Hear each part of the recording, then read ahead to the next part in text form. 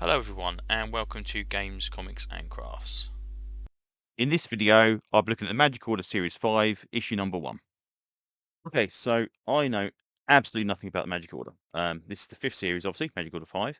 The only thing I know about them, I read in the Big Game crossover, where they were this organization that couldn't do anything that wasn't magic-based. They were kind of sworn in to do that in case of some kind of magical backlash. So obviously, they're still always going to be revolve around magic. Um, First up, cover's great. Nice black and white cover. It's just a copy of the color cover, but I've been trying to get the black and white ones. I think they're really nice.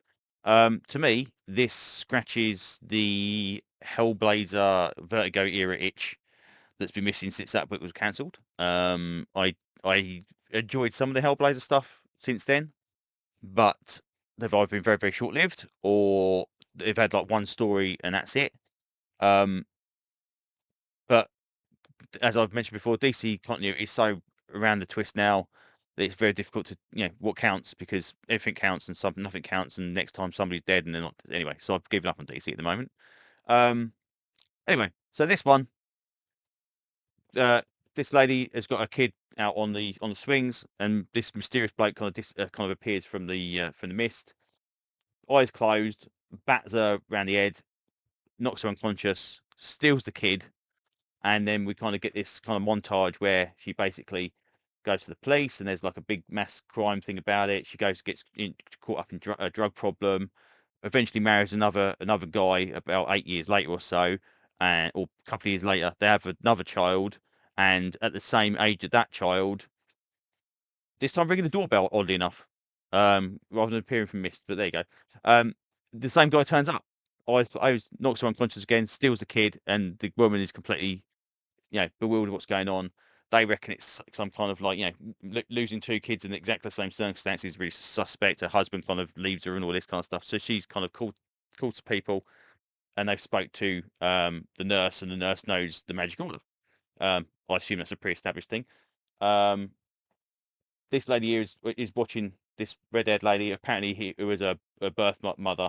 Her parents have been killed not long ago, and this guy who looks like the 70s chap. Apparently, he's a new member. And I assume there's either revolving membership in this, or maybe we've just lost so many. But I don't remember any dying in um, Big Game, so I don't know. Anyway, um, they use this kind of egg thing to basically see if they can pinpoint where the children have been kept, and it looks like they are in a bus or a caravan. This guy's been let out of jail. Again, I don't know who these people are, so I've just taken it at face value, but it's still enough for me to kind of grab me to know what's going on.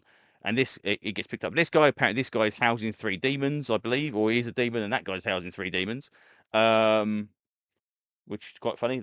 I behold a cat. Very strange. They eventually get to the caravan. They look inside. There's a tunnel been dug under the caravan. It's been permanently there. And it turns out that when they get there, they open this locker up. This guy kind of pops out, and then all these other guys pop out with these kind of weird masks on them. And wherever this giant baby kind of thing is hovering over the caravan is there. Something happens. Our hero wakes up, and they keep calling a different name. And they can't. Oh, you're confused. And then her parents show up and say, "Well, you're not my parents." And, oh, you must be confused. Must be confused. And basically, kind of says, "What the hell's going on?" So it's like she's been shifted to a parallel reality, or maybe it's a dream, or maybe it's just kind of like unveiling a past she didn't know she had, or whatever. But that was enough to grab me to go, "What the hell's going on?" I like the artwork. The artwork's good. I swear some of it looks like it's obviously maybe using photo references. I don't care about that. If you can do good artwork, that's fine. I'd rather have photo reference artwork that looks decent. I mean, this is just nice than random scribbles that go, "What the hell's going on there?" But yeah, this is definitely a book that I'm more interested in getting. I'm now going to go back and see if I really enjoyed Nightclub Night as well. I'm going to go back and see if I can probably try and pick up the trades for these, the first full series, because yeah, this is like old school Vertigo stuff. I mean, back in the day when Vertigo was Animal Man, Swamp Thing, Shade, Sandman, that was the era I absolutely adored Vertigo.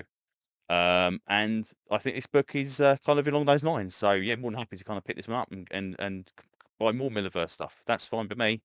So yeah, that's pretty much what I'm saying about this one. I say it's very, very short. It's very, very kind of vague because I say I know nothing about these characters, but hopefully at some point I'll get to know exactly what's going on with this. But as a blind kind of look at this book from with no previous knowledge, I really did enjoy this one. I thought this was very, very good. I was a bit dubious at first, but as I got through it, it grew on me. So there you go. Anyway, that'll do. Thanks very much for listening, and hopefully I will see you on another video very, very soon. Bye bye.